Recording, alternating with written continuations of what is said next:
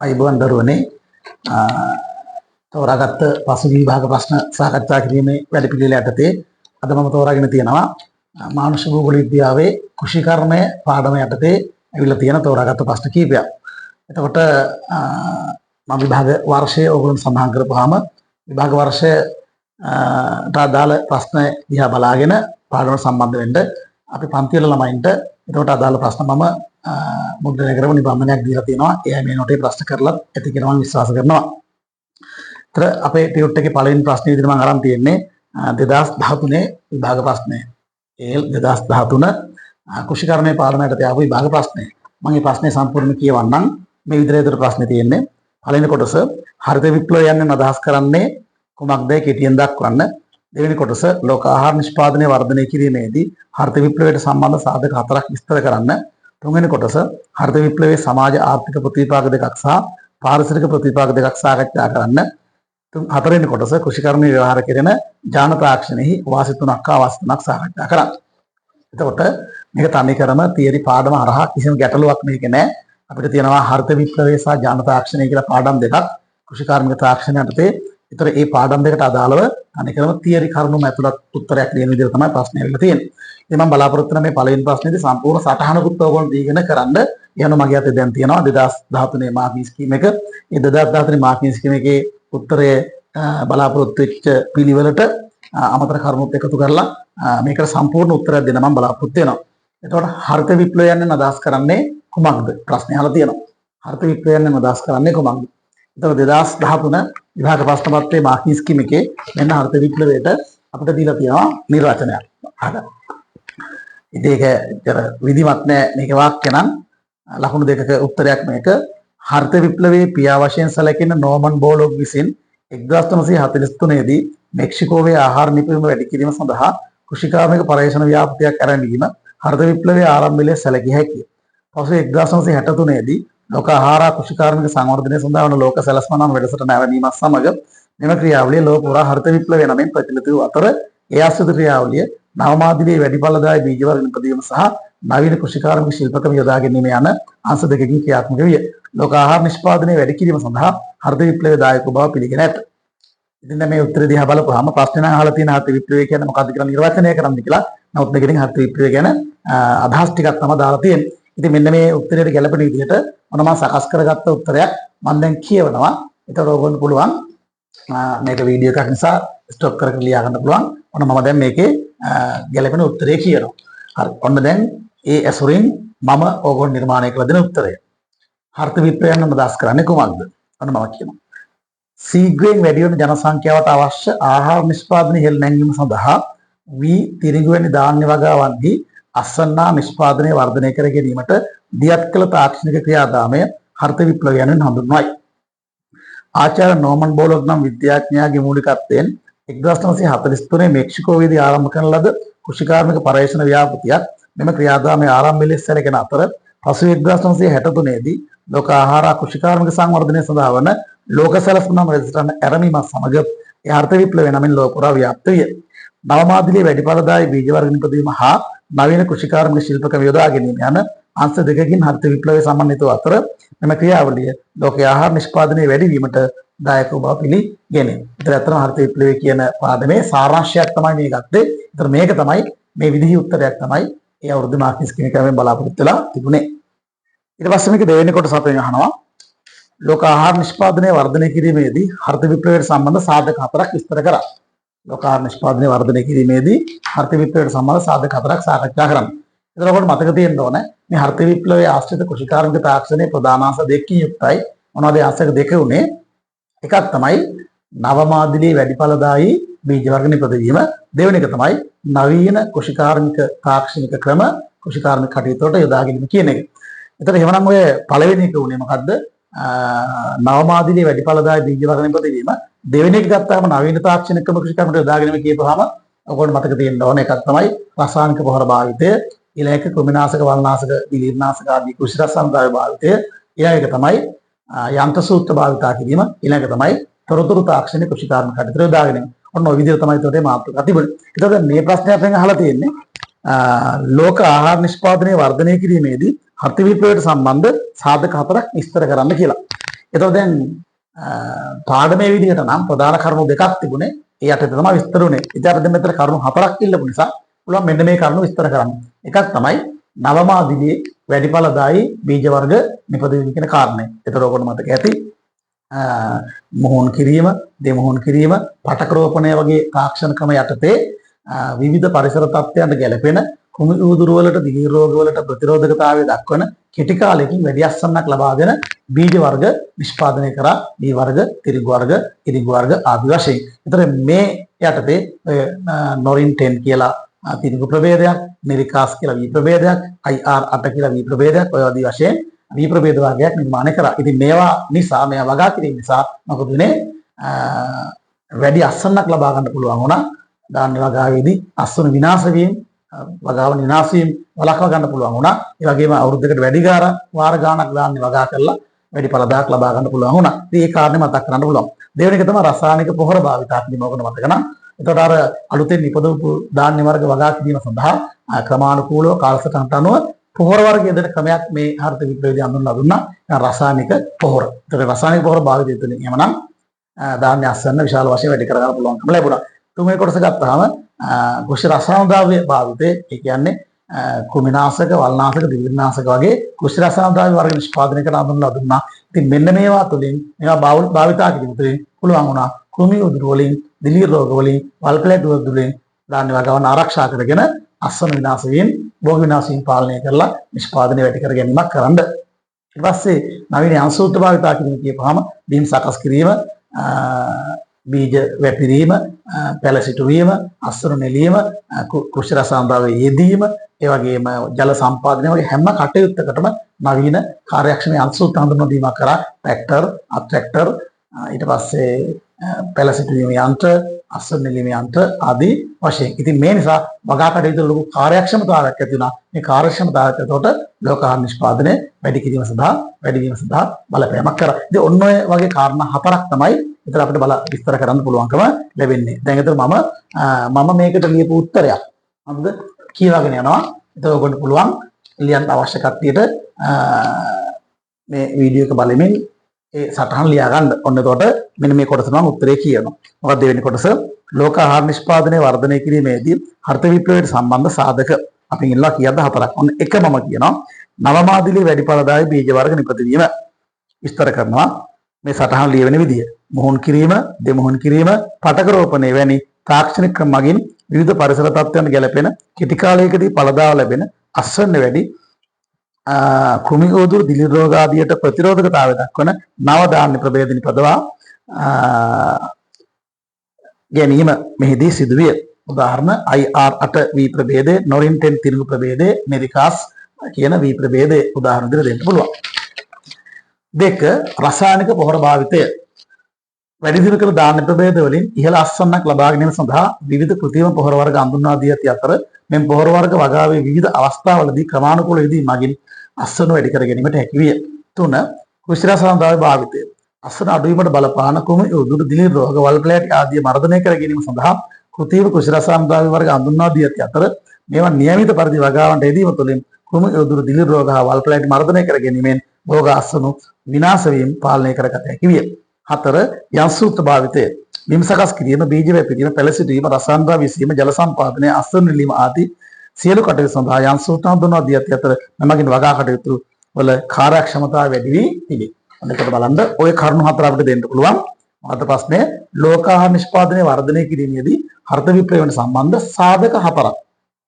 ඔයිට වඩා කරුණු තියෙනවා. සාධක 4ක් කියපම ඔය කරුණු 4 අපිට පැහැදිලි කරන්න පුළුවන්. ඔන්න ඔය මම කියපු විදිහට සටහන් ලියන්න ඔයගොල්ලෝ උත්සාහ කරන්න. ඊට පස්සේ තුන්වෙනි කොටස හරිත විප්ලවයේ සමාජ ආර්ථික ප්‍රතිපාක දෙකක් හා පාරිසරික ප්‍රතිපාක දෙකක් සාකච්ඡා කරන්න. ඊට පස්සේ හතර බැලුවොත් තියෙන හරිත විප්ලවයේ සමාජ ආර්ථික ප්‍රතිපාක දෙකක් සහ පාරිසරික ප්‍රතිපාක දෙකක් සාකච්ඡා කරන්න. මේක ලකුණු 6ක් දීලා තියෙනකොට ඔකට තියෙනකොට කරුණු 4ක් මෙතන ලියවෙන්න ඕනේ. සමාජ ආර්ථික ප්‍රතිපාක දෙකක් සහ පාරිසරික ප්‍රතිපාක දෙකක්. ඒතර කරුණු 4ක් ලියවෙන්න ඕනේ. ලකුණු 1මාර ගාන වගේ තමයි කොටසට ලැබිලා තියෙන්නේ. ලකුණු ලැබිලා තියෙන්නේ. එතකොට දැන් හරිත විප්ලවයේ සමාජ ආර්ථික ප්‍රතිවිපාක හා පාරිසරික ප්‍රතිවිපාක.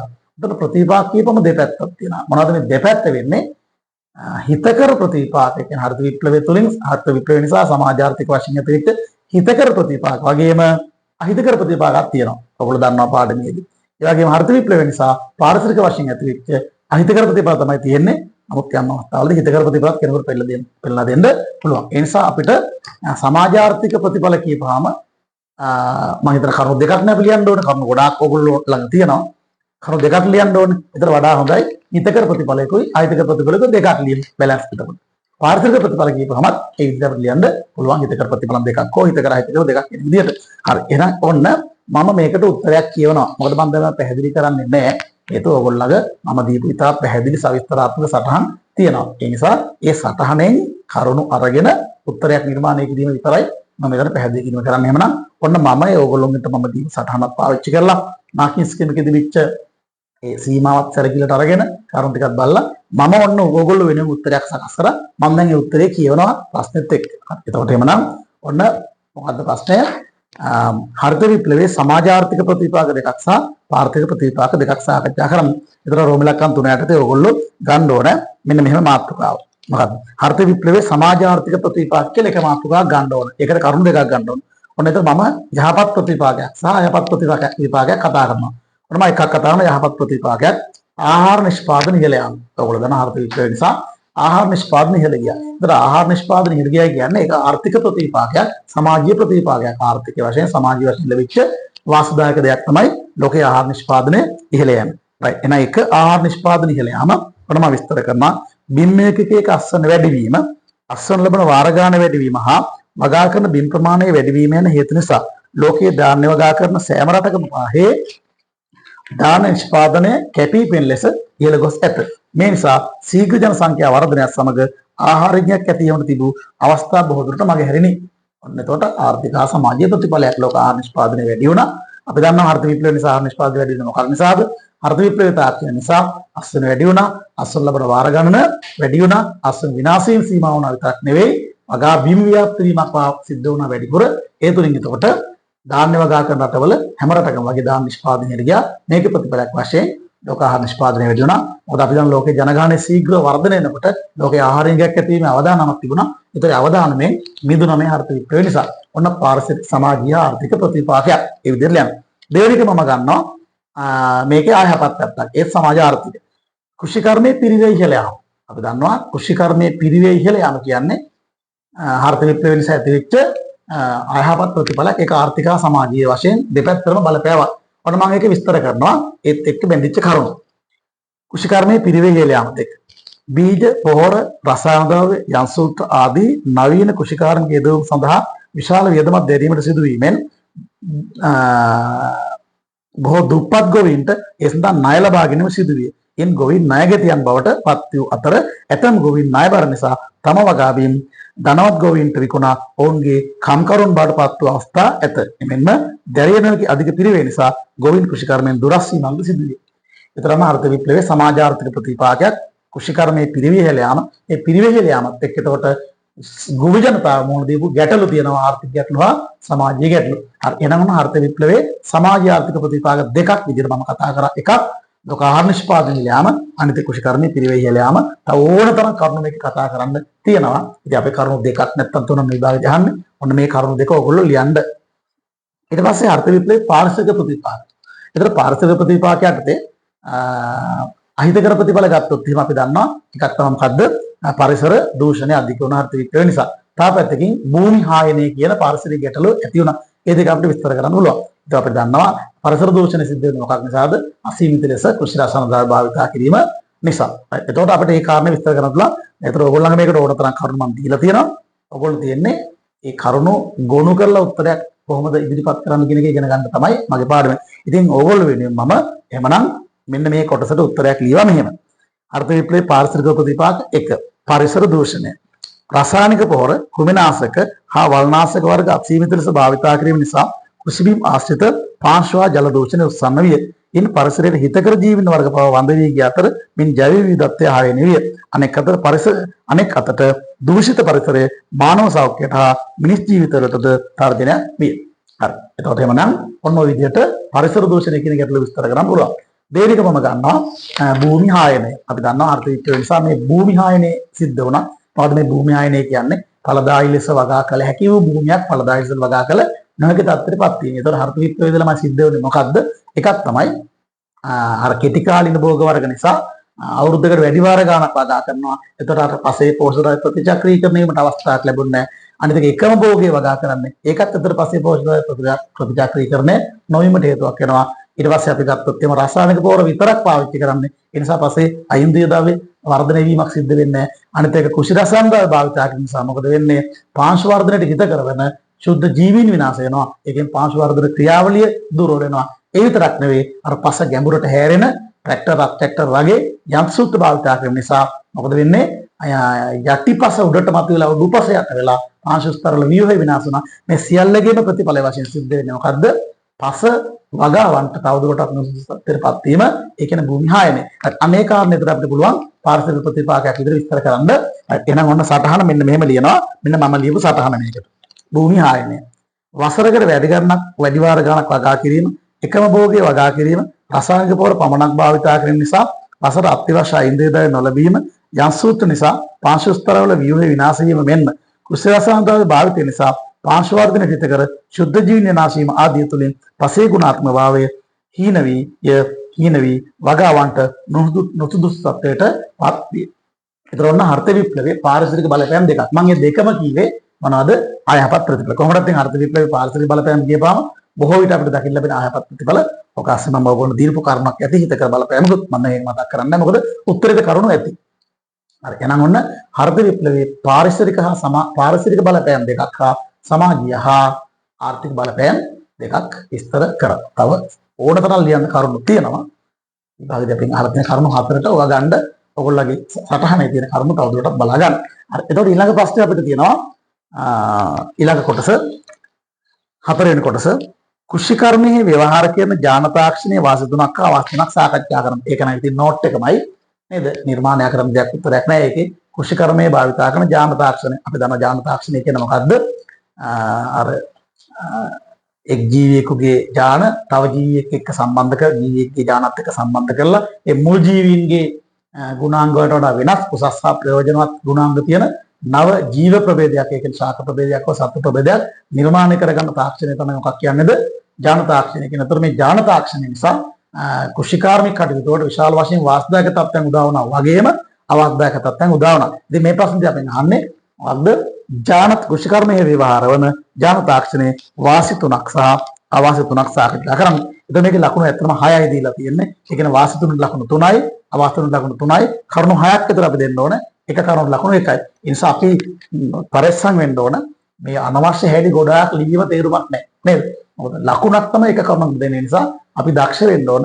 පුළුවන් තරම් අපි දන්න කරුණු සාරාංශ කරලා ලියන්න. ඉතින් එහෙමනම් මම මාගේ ස්කීම් එකේ තිබිච්ච විදිහත් බලලා ඕගොල්ලෝ මන් දීලා තියෙන නෝට් එක කරුණුත් අරගෙන මගේ ලිවීමේ යම් අත්දැකීම් පදනම් කරගෙන ඕගොල්ලෝ වෙනුවෙන් මම උත්තරයක් මේකට ලියවා. ඔන්න මම දැන් මේ උත්තරේ කියනවා. ඕගොල්ලෝ පුළුවන් මේ උත්තරය ලියා ගන්න. right. එහෙනම් ඔන්න පළවෙනි එක හර්ථ ඥාන තාක්ෂණයේ වාසි. ඔන්න මම කියනවා මෙහෙම එක අහිතකර පරිසර තත්ත්වයන්ට ඔරොත්තු දෙන. කුමි උදුරු හා දිලිහිර රෝගවල ප්‍රතිරෝධකතාවය දක්වන. එමෙන්ම කල්තබා ගැතේකි. නව භෝග ප්‍රභේද ඥාන තාක්ෂණ නිපද වීම නිසා භෝග හා අස්වන විනාශ වීම හා අපතයන් සීමා විය. ඔන්න වාසියක්. දෙක කෙටි කාලයකදී පළදාව ලැබෙන භෝග වර්ග හා සත්ව හෝමෝන වල නිපදවීම නිසා වසරකට වැඩි වාර ගණනක් අස්වනු හා ආදායම් ලබාගත හැකි වීම. මතක ඇති. ඔන්න දෙකයි. එක ලකුණ නම් මෙන්න කරනකොට ඔය ඇති. තුන අස්වන වැඩි වීම, අස්වනු විනාශ වීම හා අපතයන් සීමා වීම, අස්වන ලැබෙන වාර ගණන වැඩි වීම වැනි හේතු නිසා ලෝක ආහාර නිෂ්පාදනය ඉහළ යනවා. ඇති. ඔන්න මම කරුණු තුනක් කියවා. තව ඔයගොල්ලෝ සටහන තුල කරුණු ඇති. ඔන්න ඥාන තාක්ෂණයේ වාසි. ඒතර අපි ඥාන තාක්ෂණයේ අවාසි ගැන අහනවා. ඉතින් අවාසිත් ගොඩක් තියෙනවා. ඔන්න මම කාරණා තුනක් සාරාංශ කරලා ගත්තා. ඔයගොල්ලෝ නෝට් එකේ තියෙන කාරණා වලින්. ඥාන තාක්ෂණයේ අවාසි. 1. ඥාන තාක්ෂණය මගින් නිපදවන ඇතැම් ආහාර වර්ගවල මිනිස් සිරුරට අහිතකර සංඝටක ඇති බව සොයාගෙන ඇති අතර ඒ අනුව ඇතැම් ආහාර වර්ග පරිභෝජනය කිරීම තුළින් සෞඛ්‍ය ආදානමක් ඇති වේ. ඔකට මම පැහැදිලි කරලා තියෙනවා. ලෝක සෞඛ්‍ය සංවිධානය බව අනුතරගවලා තියෙනවා. ඥාන තාක්ෂණ නිපදවපු සමහර ආහාර වර්ග ප්‍රයෝජන ගැනීම නිසා නිතර සෞඛ්‍ය අවදානමක් ඇති වෙන බව. ඒතර ඒ කාරණේ ලියන්න පුළුවන්. හරි. උදාහරණයකට මතක නම් BST කියලා ගවයින්ගේ එළදෙනුමින් කිරි වැඩිපුර ලබා ගන්න භාවිතා කරන හෝමෝනයක් තියෙනවා. RBGH කියලා අර මසට ගවයින් තර කරනකොට වේගයෙන් තර වීම සඳහා භාවිතා කරන කෘතිම නිපදවපු හෝමෝනයක් තියෙනවා. ඒතර මෙන්න මේ හෝමෝන වර්ග භාවිතා කළ කිරි නිෂ්පාදනය කරපුවම මස් නිෂ්පාදනය කරපුවම ඒ මස් කිරි පරිභෝජනය කරන දරුවන්ට ගැබිණි මවුරුන්ට විවිධ සංකූලතා තියෙන බව වෛද්‍ය විද්‍යාත්මකව තහවුරු වෙලා තියෙනවා. ඒ වගේම විශේෂයෙන් විශාල වශයෙන් මේ බටහිර රටවල සෝයා බෝජි පාවිච්චි කරනවා, සෝයා තෙල්, සෝයා කිරි. මේ සෝයා නිෂ්පාදනයේ විශාල වශයෙන් ගන්නවා ජාන තාක්ෂණය. මේ සෝයා ජාන තාක්ෂණ ඉදපු සෝයා වර්ග ආහාර ගැනීම නිසා ගොඩක් ලෙඩ රෝග වලට ගොදුරු වන බව වෛද්‍ය විද්‍යාත්මකව තහවුරුලා තියෙනවා. එහෙනම් අන්න ඒ කාරණා අපිට ලියන්න පුළුවන් සෞඛ්‍ය අවදානම් සටහනේ විදියට. දෙක ජාන තාක්ෂණයෙන් බිහි කළ භෝග වර්ග ගොවීන් අතර ජනප්‍රිය වීම නිසා සම්ප්‍රදායික භෝග වර්ග වගා නොකිරීමෙන් ඒවා අභාවයට යෑම. මේ මගින් ඇතම් ශාක වර්ග වඳ වියාමෙන් ජෛව විවිධත්වයට හානිය වේ. ඔන්න ලියනවා නම්. එතකොට ඔක විස්තර කරලා තියෙනවා මම අර ජාන තාක්ෂණයෙන් හදපු භෝග වර්ග වල තියෙන වාසි නිසා ගොවින් මොකද කරන්නේ? ඒවමයි වගා කරන්නේ. එතකොට මොකද වෙන්නේ? අර සම්ප්‍රදායික භෝග වර්ග වගා කරන්නේ වගා නොකිරීමෙන් ඒ වගේ බීජ නැති වෙලා යනවා, අතුරුදහන් වෙලා යනවා. ඒතර සමහර මේකේ වෙන්නේ අර පරිසරයේ තිබිච්ච බොහෝ ශාක වර්ග වඳ වෙලා යන ජෛව විවිධත්වයට ඒකෙන් හානියක් සිද්ධ වෙනවා. තුන්වෙනි එක මම ගන්නවා ජාන තාක්ෂණයෙන් බීජ වර්ග, හෝමෝන වර්ග, ආහාර වර්ග නිපදවන සංවර්ධිත රටවල බහුජාතික සමාගම් වල අයිතු බලපෑම් වලට බොහෝ රටවල් විශේෂයෙන්ම සංවර්ධනය වෙමින් පවතින රටවල් ගොදුරු වීම. ඔයගොල්ලෝ මතක නම් අර කෘෂිකර්මයේ ගෝලීයකරණ නතු වීම කියලා කාරණයක් මම මතක් කරා.